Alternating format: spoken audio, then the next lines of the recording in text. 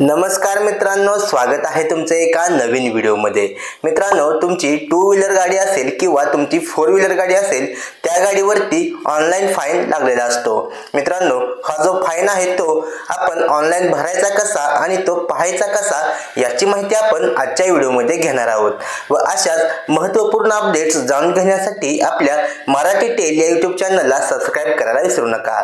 चला तर मग सुरू करूया आजचा व्हिडिओ।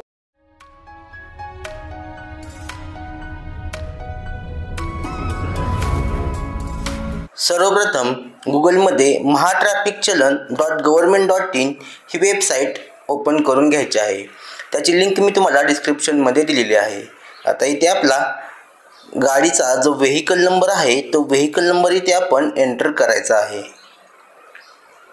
आणि आपला जो चेसिस नंबर आहे त्याचे शेवटचे 4 अंक इथे एंटर करायचे आहेत आणि कॅप्चा व्हॅलिड करायचा आहे आणि सबमिट या बटनावरती क्लिक करायचं आहे।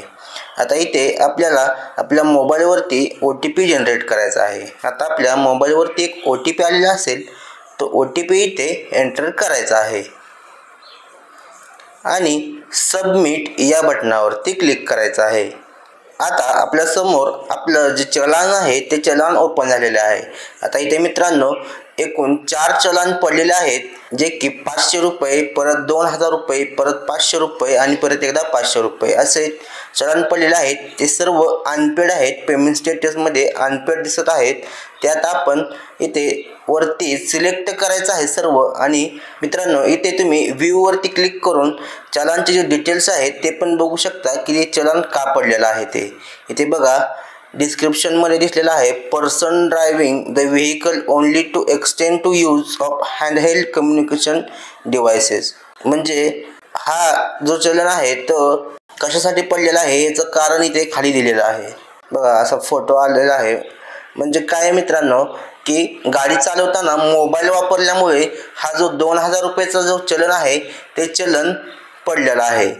बघा मित्रांनो, आता हे चलन आपण भरायचं कसं ते मी तुम्हाला दाखवतो।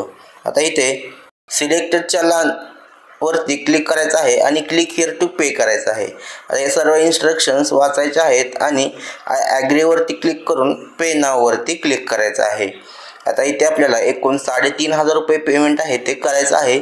इथून तुम्ही 1 नंबरला पे थ्रू बिल डिस्कवर क्लिक करायचं आहे आणि इथं जो QR कोड आहे तो QR कोड स्कॅन करायचा आहे आणि मेक पेमेंट वरती क्लिक करायचं आहे। आता हा जो QR कोड आहे तो स्कॅन करायचा आहे आणि आपल्या मोबाईलमधून पेमेंट करायचं आहे।